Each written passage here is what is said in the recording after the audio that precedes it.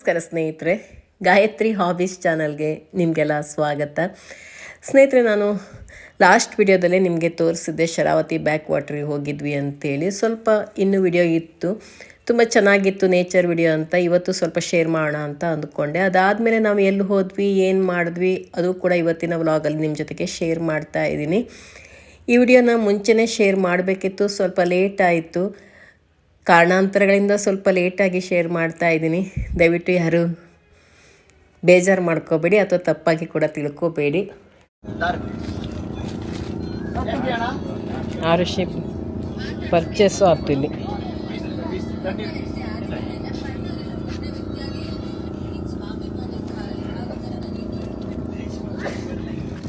ಎಲ್ಲ ಮಾಡ್ಕೊಡ್ತು juice.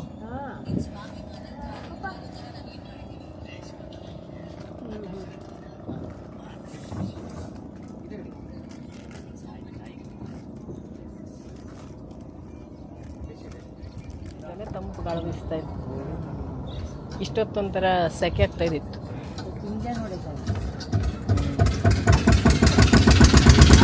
Boating start ಆಯಿತು. ಮೀನ ಹಿಡಿಯೋ ಬೋಟ್ಗಳದೆಲ್ಲ ನೋಡು, ಬಲೆ ಇದ್ದು ಅದ್ರೊಳಗೆ ಬಲೆ ಇತ್ತು. ಅದೆಲ್ಲ ಮೀನ ಹಿಡಿಯೋರ್ತ.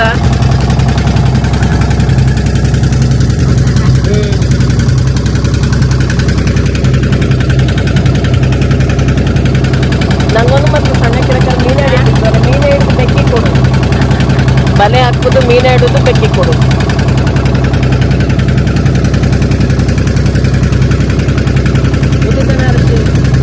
ನಾನು ಸಣ್ಣ ಕಿಡಕ ಮೀನ ಹಿಡಿದು ಬೆಕ್ಕಿ ಕೊಡು. ಅದು ನೀರಿನ ತೆಗೆದುಕೊಳ್ಳೋ ಸತ್ತು.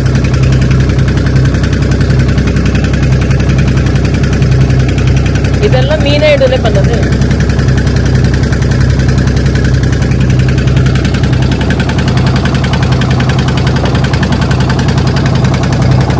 ಇಡೀ ದಿವಸ ಆರುಷಿಂದ ಕೂತ್ಕೊಂಡು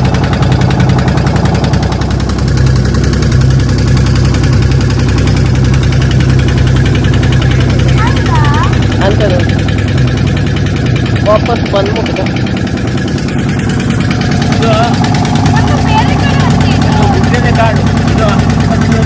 ಹಾಂ, ಸಮುದ್ರದ ಕಾಡು. ಹೇಳು. ಅಲ್ಲದೆ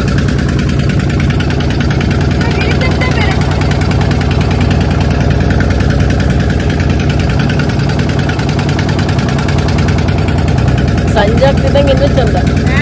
ಸಂಜೆ ಆಗ್ತಿದ್ದಂಗೆ ನಾವು ಸೂರ್ಯಾಸ್ತ ರಾತ್ರಿ ಮಸ್ತ್ ಕಾಣಿಸ್ತಾ ಇತ್ತು.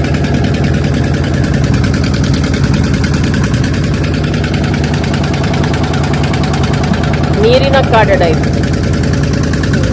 ಅಪ್ಪಂದಲ್ಲೇ ಕಾಂಡವನ ನೀರಿನ ಕಾಡು ನೋಡಿಲಿ. ಅರಿಶಿನಲ್ಲೆಲ್ಲ ತೆಂಗಿನ ಮರದ ರಾಶಿ. ಶಿಯಾಳ ಬೇಕಾದ್ರೆ ಕುಡ್ಕಬ. ತೆಂಗಿನ ಮರದ ಮಧ್ಯದಲ್ಲಿ ಒಂದು ಹಂಚಿನ ಮನೆ.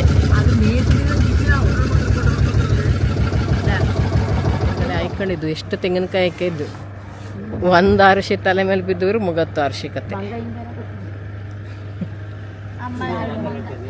ಆ ಬೋಟ್ ನೋಡು, ಅದೊಂಥರ ಮಜಾ ಇತ್ತು.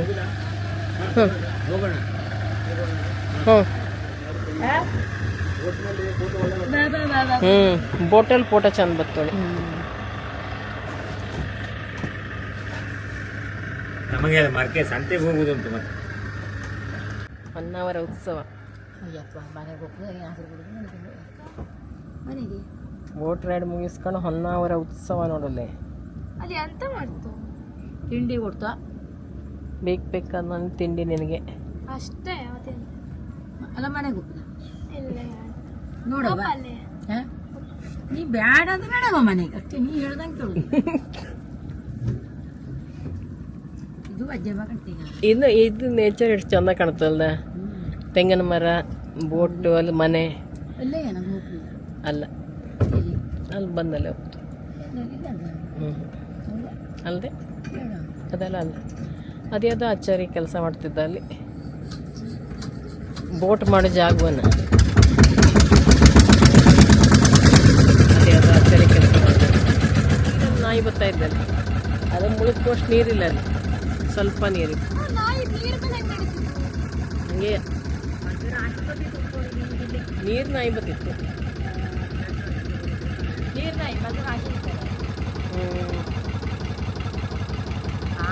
ಇದೆಂತ ಇದು ನೋಡ, ಇದು ಹೊನ್ನೆಣ್ಣೆ ಮಾಡ್ತೀವಲ್ಲ, ಹೊನ್ನೆಕಾಯಿ, ಹೊನ್ನೆ ಹೂವು ಎಲ್ಲ ಇಕ್ಕೈತಿ.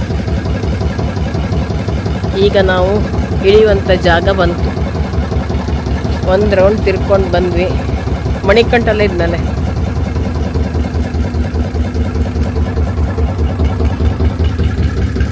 ಈ ಕಡೆ ಎಲ್ಲ ಬೋಟ್ ಸಾಲಲ್ಲಿ ನಿಂತಿದೆ. ಎಷ್ಟೊಂದು ಬೋಟ್ಗಳಿದೆ ನೋಡಿ ಇಲ್ಲಿ. ಎಲ್ಲ ಡಿಫ್ರೆಂಟ್ ಆಗಿ ಮಾಡಿದ್ದಾರೆ.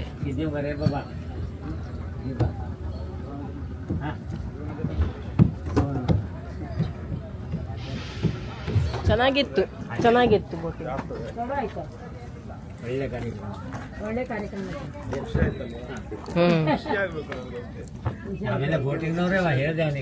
ಅವರು ಬೋಟ್ ನೋಡಿ ಯಾರೋ ಬಿಡ್ತಿದ್ರಲ್ಲ ಮತ್ತೆ, ಈಗ ಆಗುದಿಲ್ಲ ಅದೇ. ಬೋಟು ಸುಮಾರು ದೂರ ಹೋದ್ಮೇಲೆ ಸುತ್ತಲೂ ತೆಂಗಿನ ತೋಟದ ಮಧ್ಯೆ ಎಷ್ಟು ಚೆನ್ನಾಗಿ ಕಾಣಿಸುತ್ತೆ. ಮಧ್ಯ ನೀರು, ಆ ಕಡೆ ಈ ಕಡೆ ತೆಂಗಿನ ತೋಟ, ಹಾಗೆಯೇ ಸೈಡಲ್ಲೆಲ್ಲ ಮೀನ ಹಿಡಿತಾ ಇದ್ದರು ಬಲೆ ಬೀಸ್ಕೊಂಡ್ಬಿಟ್ಟು. ಮಧ್ಯ ದ್ವೀಪ ತುಂಬ ಚೆನ್ನಾಗಿತ್ತು ನೋಡೋದಕ್ಕೆ. ಲಾಸ್ಟ್ ಬ್ಲಾಗಲ್ಲಿ ಸ್ವಲ್ಪ ನಿಮ್ಮ ಜೊತೆಗೆ ಶೇರ್ ಮಾಡಿದ್ದೆ. ಇನ್ನು ಸ್ವಲ್ಪ ವಿಡಿಯೋ ಇವಾಗ ಶೇರ್ ಮಾಡೋಣ ಅಂತ ಶೇರ್ ಮಾಡ್ತಾ ಇದ್ದೆ. ತುಂಬ ಲಾಂಗ್ ಆಗಿಬಿಡ್ತಿತ್ತು ಅವಾಗ ವಿಡಿಯೋ, ಅದಕ್ಕೋಸ್ಕರ ಇನ್ನು ಸ್ವಲ್ಪ ಇರೋದನ್ನ ಇನ್ನೊಮ್ಮೆ ಶೇರ್ ಮಾಡೋಣ ಅಂತೇಳಿ ಹಾಗೆ ಇಟ್ಕೊಂಡಿದ್ದೆ. ಇವಾಗ ನಾವು ಬೋಟಿಂಗ್ ಎಲ್ಲ ಮುಗಿಸ್ಕೊಂಡ್ಬಿಟ್ಟು ಹೊನ್ನಾವರ ಜಾತ್ರೆಗೆ ಹೋಗ್ತಾ ಇದ್ದೀವಿ. ಹೊನ್ನಾವರ ಹಬ್ಬಕ್ಕೆ ನೋಡೋಣ ಅಲ್ಲಿ ಏನೇನೆಲ್ಲ ಇದೆ, ಏನೆಲ್ಲ ಇರುತ್ತೆ ಅಂತ ನೋಡಬೇಕು ಅಂತ ಅಂದ್ಕೊಂಡಿದ್ದೀವಿ. ರಾತ್ರಿ ಟೈಮೇ ತುಂಬ ಚೆನ್ನಾಗಿರುತ್ತೆ ಅಂತೇಳಿ ರಾತ್ರಿನೇ ಹೋಗೋಣ ಅಂತ ಅಂದ್ಕೊಂಡ್ವಿ. ಹಗಲಲ್ಲಿ ಹೋದರೆ ಅಷ್ಟು ಮಜಾ ಇರಲ್ಲ, ಎಲ್ಲ ಕಡೆ ಲೈಟ್ ಹಾಕಿದಾಗ್ಲೇ ಒಂಥರ ಚೆನ್ನಾಗಿ. ಮತ್ತು ರಾತ್ರಿ ಟೈಮಿಗಲ್ಲಿ ಭರತನಾಟ್ಯ ಇದೆಲ್ಲ ಇತ್ತು, ಆರ್ಕೆಸ್ಟ್ರಾ ಏನೇನೋ ಸುಮಾರು ಥರ ಇದೆ ಅಂತೆ. ಹೋಗಿ ನೋಡಬೇಕು, ಗೊತ್ತಿಲ್ಲ, ಹೋಗಿ ನೋಡಿನೇ ತಿಳ್ಕೊಬೇಕು. ನಿಮಗೂ ಕೂಡ ತೋರಿಸ್ತೀನಿ. ಹಾಗೆ ಊರಾಗಿರೋದ್ರಿಂದ ತುಂಬ ಜನ ಪರಿಚಯದವರು ಕೂಡ ಸಿಗ್ಬೋದು ಅಲ್ಲಿ. ಆರುಷಿ ಬೀಚಿಗೆ ಹೋಗಬೇಕು ಅಂತ ಗಲಾಟೆ ಮಾಡ್ತಾ ಇದ್ಲು. ಇನ್ನೂ ಟೈಮ್ ಇಲ್ಲ ಅಂತ ಹೇಳ್ಬಿಟ್ಟು ಹೊರಟ್ವಿ. ಇವಾಗ ನಾವು ಬೋಟಿಂಗ್ ಮುಗಿಸ್ಕೊಂಡು ಬಂದಿದ್ದಾಯಿತು. ಈಗ ಇಲ್ಲಿಂದ ಉತ್ಸವದ ಕಡೆಗೆ ಹೊರಟ್ವಿ. ಹಾಗೆ ಹೋಗುವಾಗ ತರಕಾರಿ ತೊಗೊಂಡು ಹೋಗ್ಬಿಡೋಣ ಅಂತೇಳಿ ತರಕಾರಿ ಅಂಗಡಿ ಹತ್ರ ಬಂದ್ವಿ. ಎಲ್ಲ ಚೆನ್ನಾಗಿತ್ತು ತರಕಾರಿ.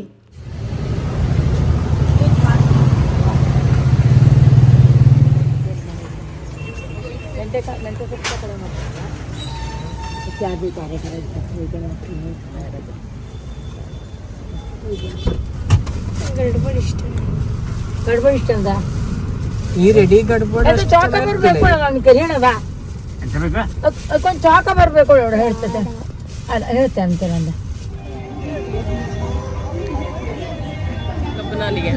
ಶರಾವತಿ ನದಿಯ ಬ್ಯಾಕ್ ವಾಟರ್ಸ್ನ ಬಳಿ ಹೊನ್ನಾವರ ಉತ್ಸವಕ್ಕೆ ಬಂದಿದ್ದೀವಿ.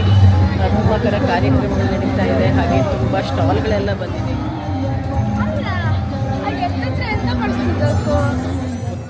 ಇಲ್ಲಿ ಎಷ್ಟೊಂದು ಥರ ಕುಟ್ಟಾಣಿಗಳೆಲ್ಲ ಬಂದಿತ್ತು. ಪುಟಾಣಿದು ದೊಡ್ಡದು ಸೈಜೆಲ್ಲ ಇತ್ತು. ಹಾಗೆಯೇ ಇಲ್ಲಿ ಹಲಸಿನ ಗಿಡ, ಮಾವಿನ ಗಿಡ, ಬೇರೆ ಬೇರೆ ಹಣ್ಣಿನ ಗಿಡಗಳೆಲ್ಲ ಬಂದಿತ್ತು. ಹಾಗೆ ತುಂಬ ಥರ ಹೂವಿನ ಗಿಡಗಳು, ತರಕಾರಿ ಗಿಡಗಳು ಇವೆಲ್ಲ ಬಂದಿತ್ತು. ನಾವು ಕೂಡ ತೊಗೊಂಡ್ವಿ. ಹಾಗೆ ಒಳಗೆ ಬರ್ತಿದ್ದಂಗೆ ಭಾಳಷ್ಟು ರೀತಿಯ ಕತ್ತಿಗಳು, ಹೆರಮಣೆ, ನಂತರ ಚಾಕು ಇವೆಲ್ಲ ಡಿಫ್ರೆಂಟ್ ಟೈಪ್ದೆಲ್ಲ ಇತ್ತು. ಅಪ್ಪ ಕೂಡ ಕತ್ತಿ ಬೇಕಂತ ತೊಗೊಂಡ್ರು. ನಾನು ಕೂಡ ಒಂದು ಕತ್ತಿ ತೊಗೊಳ್ಳೋಣ, ಚೆನ್ನಾಗಿರುತ್ತೆ ಏನಾದರೂ ಕಟ್ ಮಾಡೋದಕ್ಕೆ ಅಂತೇಳಿ ನೋಡ್ತಾ ಇದ್ದೆ. ಲಟ್ಟಣಿಗೆ ಇವೆಲ್ಲ ಇತ್ತು. ಹಾಗೆ ಒಂದಿಷ್ಟು ಗ್ರೋ ಬ್ಯಾಗ್ಗಳಿತ್ತು. ಇಲ್ಲಿ ಸ್ವಲ್ಪ ಕಡಿಮೆ ರೇಟಿಗೆ ಇತ್ತು. ಆನ್ಲೈನ್ಗಿಂತ ಕಡಿಮೆ ರೇಟಿಗೆ ಸೇಲ್ ಮಾಡ್ತಾಯಿದ್ರು. ಇದರಲ್ಲಿ ತರಕಾರಿ ಬೆಳೆಸೋದಕ್ಕೆ ಅಥವಾ ಅರಿಶಿನ, ಶುಂಠಿ ಇವೆಲ್ಲ ಬೆಳೆಸೋದಕ್ಕೆ ತುಂಬ ಚೆನ್ನಾಗಿರುತ್ತೆ. ಹೂವಿನ ಗಿಡ ಇವೆಲ್ಲ ಬೆಳೆಸ್ಬೋದು. ಮತ್ತು ಆನ್ಲೈನ್ಗಿಂತ ಕಡಿಮೆ ಇರೋದ್ರಿಂದ ನಾನು ಕೂಡ ಇಲ್ಲಿ ತೊಗೊಳ್ಳೋಣ ಅಂತೇಳಿ ತೊಗೊಂಡೆ. ಹಾಗೆ ನೋವಿನ ಎಣ್ಣೆ ಎಲ್ಲ ಇಟ್ಕೊಂಡಿದ್ರು. ನೋಡಿ ಅಂತ ಕರಿತಾಯಿದ್ರು. ಮತ್ತು ಥಂಡಿಗೆ ಔಷಧಿ ಇತ್ತು, ಬೇಗ ಕಡಿಮೆ ಆಗುತ್ತೆ ತೊಗೊಳ್ಳಿ ಅಂತ ಹೇಳ್ತಾಯಿದ್ರು. ನಂತರ ಬಟ್ಟೆ ಅಂಗಡಿಗಳು, ಹಪ್ಪಳ, ಸಂಡಿಗೆ, ಉಪ್ಪಿನಕಾಯಿ, ತುಂಬ ಥರ ಡಿಫ್ರೆಂಟ್ ಐಟಮ್ಗಳಿತ್ತು. ಎಲ್ಲವೂ ಮನೆ ಬಳಕೆಗೆ ಬೇಕಾದಂಥ ವಸ್ತುಗಳೇ ಆಗಿತ್ತು. ಹಾಗೆ ಅಮ್ಮ ದೋಸೆ ಬಂಡಿಯೆಲ್ಲ ಇಡೋದಕ್ಕೆ ಅಂತ ಒಂದು ಸ್ಟ್ಯಾಂಡ್ ತೊಗೊಂಡು ತುಂಬ ಚೆನ್ನಾಗಿತ್ತು. ನನಗೂ ಕೂಡ ಒಂದು ಸ್ಟ್ಯಾಂಡ್ ತೊಗೊಂಡ್ರು. ಹಾಗೆ ತರಕಾರಿ ಮತ್ತು ಹೂವಿನ ಗಿಡಗಳದೆಲ್ಲ ನೋಡಿ ಎಷ್ಟೊಂದು ಬೀಜಗಳೆಲ್ಲ ಬಂದಿತ್ತು. ನಾನು ಒಂದಿಷ್ಟು ತರಕಾರಿ ಬೀಜ ಎಲ್ಲ ತೊಗೊಂಡಿದ್ದೆ. ತುಂಬ ಚೆನ್ನಾಗಿರುತ್ತೆ ನೋಡೋಣ ಅಂತೇಳಿ. ಹೇಗಾದರೂ ಊರಿಂದ ರೈತರೇ ತೊಗೊಂಡು ಬಂದಿರ್ತಾರಲ್ಲ, ಅವರೇ ಬೆಳೆದಂಥದ್ದು, ಅದಕ್ಕೆ ಚೆನ್ನಾಗಿರ್ಬೋದು ಅಂತ ತೊಗೊಂಡಿದ್ದೀನಿ. ನೋಡಬೇಕು ಹೇಗಿರುತ್ತೆ ಅಂತ ಗೊತ್ತಿಲ್ಲ. ಆನ್ಲೈನ್ಗಿಂತ ಕಡಿಮೆ ರೇಟಿಗೆ ಸಿಗ್ತಾ ಇತ್ತು ಇವೆಲ್ಲನೂ ಇಲ್ಲಿ. ಬಟ್ಟೆ ಮೇಲೆ ಕಲೆ ತೆಗೆಯೋದಡ. ಹಾಗೆ ಈ ಸೈಡಲ್ಲೆಲ್ಲ ಬಳೆ, ಸರ, hair clip, hair band, earrings ಈ ಥರದ್ದೆಲ್ಲ ಇತ್ತು. ಮತ್ತು ಬಟ್ಟೆ, ಚಟ್ನಿ, ಉಪ್ಪಿನಕಾಯಿಲಂತೂ ತುಂಬ ವೆರೈಟಿ ಉಪ್ಪಿನಕಾಯಿಗಳೆಲ್ಲ ಮಾರಾಟಕ್ಕೆ ತೊಗೊಂಡು ಬಂದಿದ್ದರು. ಹಾಗೆ ಈ ಸೈಡಲ್ಲೆಲ್ಲ ಐಸ್ ಕ್ರೀಮು, ತಿಂಡಿ, ಜೋಳ, ಈ ಥರ ಕಾರ್ನ್ ಇವೆಲ್ಲ ಇತ್ತು. ದೋಸೆ ಎಲ್ಲ ಹಾಕ್ತಾಯಿದ್ರು. ಎಲ್ಲ ಮೊದಲು ನೋಡ್ಕೊಂಡು ಹೋಗೋಣ, ಏನೇನಿದೆ ಅಂತ ನೋಡಿಕೊಂಡು ಆಮೇಲೆ ಬೇಕಾಗಿತ್ತು ತೊಗೊಂಡ್ರಾಯ್ತು ಅಂಥೇಳಿ ನಾವೆಲ್ಲ ನೋಡ್ತಾ ಇದ್ದೀವಿ. ಮೊದಲು ತುಂಬ ಜನ ಸೇರ್ತಾಯಿದ್ರು. ರಾತ್ರಿ ಆಗ್ತಿದ್ದಂಗೆ ಜನ ಜಾಸ್ತಿ ಬರ್ತಾಯಿದ್ರು.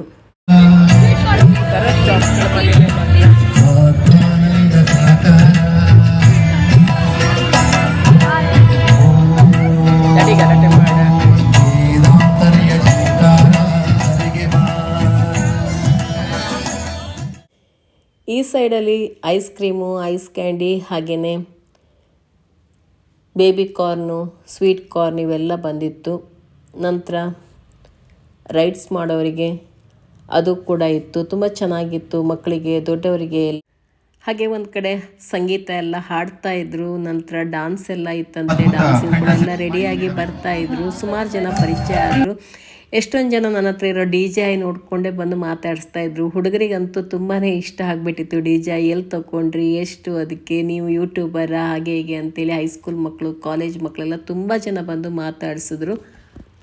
ಎಲ್ಲೇ ತೊಗೊಂಡೋಗಿ ವಿಡಿಯೋ ಮಾಡ್ತಾ ಇರುವಾಗಲೂ ಕೂಡ DJI ನೋಡಿದ ತಕ್ಷಣ ಯಾರಾದರೂ ಬಂದು ಮಾತಾಡಿಸ್ತಾರೆ. ಅದಕ್ಕೆ ಇಷ್ಟ ಆಯಿತು, ಎಲ್ಲಿ ತೊಗೊಂಡ್ರಿ, ತುಂಬ ಕ್ಯೂಟ್ ಆಗಿದೆ, ಚೆನ್ನಾಗಿದೆ ಅಂತ ಬಂದು ಮಾತಾಡಿಸ್ತಾರೆ. ಇನ್ನೂ ನಾನು ನಿಮಗೆ ಅದನ್ನ ತೋರಿಸಿಲ್ಲ ಅಲ್ವಾ, ತೋರಿಸ್ದೆ ಅಂತಲೇ ತೋರಿಸಿಲ್ಲ. ನೆಕ್ಸ್ಟ್ ಯಾವುದಾದ್ರು ವ್ಲಾಗಲ್ಲಿ ತೋರಿಸ್ತೀನಿ. ತುಂಬಾ ಚೆನ್ನಾಗಿದೆ ಮಾತ್ರ. DJI ಮೇಲೆ ಗಂಡು ಹುಡುಗರಿಗೆ ಕಣ್ಣು ಜಾಸ್ತಿ. ಅವರಿಗೆ ಅಲ್ವಾ ತುಂಬ ಆ ಥರದ್ರಲ್ಲೆಲ್ಲ ಇಂಟ್ರೆಸ್ಟ್ ಇರೋದು. ಮೊಬೈಲ್ ಇರ್ಬೋದು, ಕ್ಯಾಮ್ರಾ ಇರ್ಬೋದು, DJI ಈ ಥರದ್ರಲ್ಲೆಲ್ಲ ಜಾಸ್ತಿ ಆಸಕ್ತಿ ಇರೋದು ಗಂಡು ಹುಡುಗರಿಗೇನೆ. ಹಾಗೆ ಎಲ್ಲ ಶಾಪ್ನು ಒಂದು ರೌಂಡು ನೋಡಿಕೊಂಡು ಕೆಲವೊಂದಿಷ್ಟು ಪರ್ಚೇಸ್ ಮಾಡಿಕೊಂಡು ಈಗ ಬಂದ್ವಿ ಈ ಕಡೆ. ಹಾಗೆ ಸುಮಾರು ಜನ ಸಬ್ಸ್ಕ್ರೈಬರ್ಸ್ ಕೂಡ ಸಿಕ್ಕಿದ್ರು. ಎಲ್ಲರನ್ನೂ ವಿಡಿಯೋ ಮಾಡೋಕ್ಕೆಲ್ಲ ಆಗಿಲ್ಲ. ಹಾಗೆ ಮಾತಾಡ್ಸ್ಕೊಂಡು ಬಂದೆ. ಕೆಲವೊಬ್ಬರನ್ನ ವಿಡಿಯೋ ಮಾಡಿದೆ, ಕೆಲವೊಬ್ಬರನ್ನ ವಿಡಿಯೋ ಮಾಡೋಕ್ಕಾಗಿಲ್ಲ. ತುಂಬ ಜನ ಸಬ್ಸ್ಕ್ರೈಬರ್ಸ್ ಸಿಕ್ಕಿದ್ರು. ನಮ್ಮೂರಲ್ವಾ, ಎಷ್ಟೊಂದು ಜನ ವಿಡಿಯೋ ನೋಡ್ತಾರಂತೆ. ಇಲ್ಲಿ ಕೋಣನ ಆಲೆ ಮನೆ ಕೂಡ ನಡೀತಾ ಇದೆ. ಕಬ್ನಲ್ಲೆಲ್ಲ ಫ್ರೆಶ್ ಆಗಿ ಇಲ್ಲೇ ರೆಡಿ ಮಾಡ್ಕೊಡ್ತಾ ಇದ್ದಾರೆ. ಹಾಗೆ ಗಾಣಕ್ಕೆ ಕೋಣನ ಕಟ್ಬಿಟ್ಟು ಎಷ್ಟೊಂಥರ ಭರಣಿ, ಕುಟ್ಟಾಣಿ ಇವೆಲ್ಲ ಬಂದಿದೆ.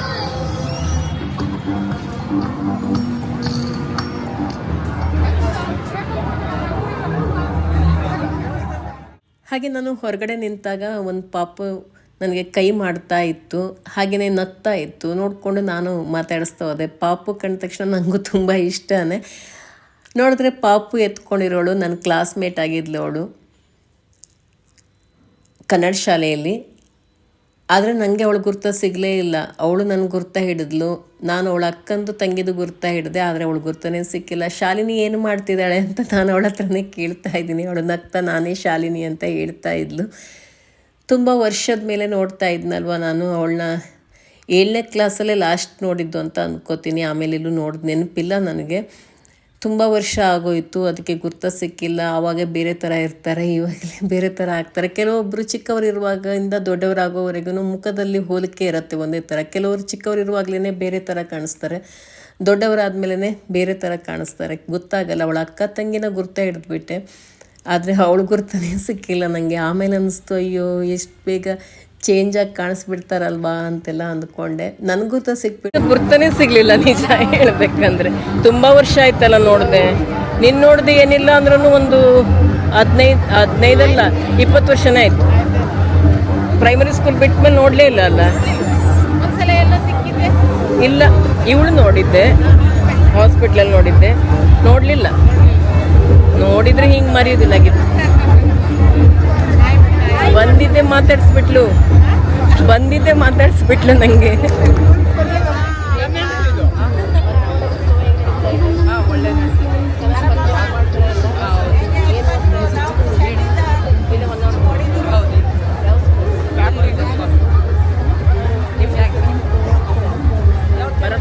ಎಲ್ಲ ಪ್ರೋಗ್ರಾಮಿಗೆ ರೆಡಿಯಾಗಿ ಬರ್ತಾ ಇದ್ದಲ್ಲವ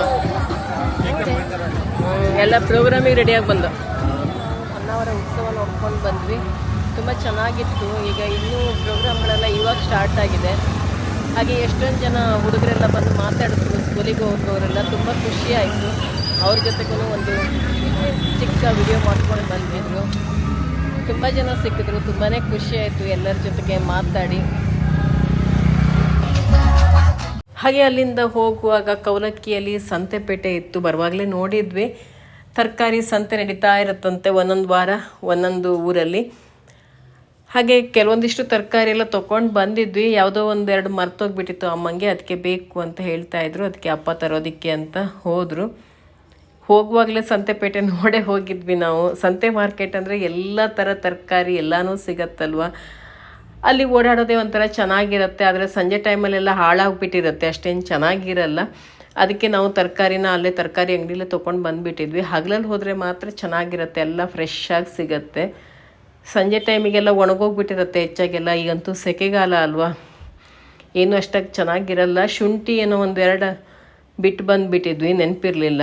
ಅದಕ್ಕೆ ಇವಾಗ ಅಪ್ಪ ತರೋದಕ್ಕೆ ಅಂತ ಹೋದರು. ನಾವಿಲ್ಲಿ ನೋಡ್ತಾ ಇದ್ವಿ. ನಾನು ಕೂಡ ಹೋಗೋಣ ಅಂತ ಅಂದ್ಕೊಂಡೆ. ಆಮೇಲೆ ಸುಮ್ಮನೆ ಹೋಗಿ ಮತ್ತೆ ಲೇಟ್ ಆಗಿಬಿಡುತ್ತೆ. ಮನೆಗೆ ಹೋಗಿ ಊಟ ಎಲ್ಲ ಮಾಡೋವರೆಗೆ ಇನ್ನೂ ಲೇಟ್ ಆಗುತ್ತೆ ಅಂತ ಮತ್ತೆ ಕೆಳಗಡೆ ಇಳಿಯೋಕ್ಕೆ ಹೋಗಿಲ್ಲ. ಇವತ್ತಿನ ಈ ವ್ಲಾಗ್ನ ಇಲ್ಲಿಗೆ ಮುಗಿಸ್ತಾ ಇದ್ದೀನಿ. ನಿಮ್ಗೆ ಇಷ್ಟ ಆಗಿದ್ದರೆ, ಹೊಸಬರಾಗಿದ್ದರೆ ಸಬ್ಸ್ಕ್ರೈಬ್ ಮಾಡಿ. ಹಾಗೆ ಬೇರೆಯವ್ರ ಜೊತೆ ಕೂಡ ಶೇರ್ ಮಾಡ್ಕೊಳ್ಳಿ. ನಿಮ್ಮ ಅನಿಸಿಕೆ ಅಭಿಪ್ರಾಯವನ್ನು ಕಮೆಂಟಲ್ಲಿ ತಿಳಿಸಿ. ಹಾಗೆ ಒಂದು ಲೈಕ್ ಮಾಡೋದನ್ನು ಮರಿಬೇಡಿ ಸ್ನೇಹಿತರೆ. ಇನ್ನೊಂದು ವ್ಲಾಗ್ ಜೊತೆಗೆ ನಿಮ್ಮನ್ನು ಭೇಟಿ ಆಗ್ತೀನಿ.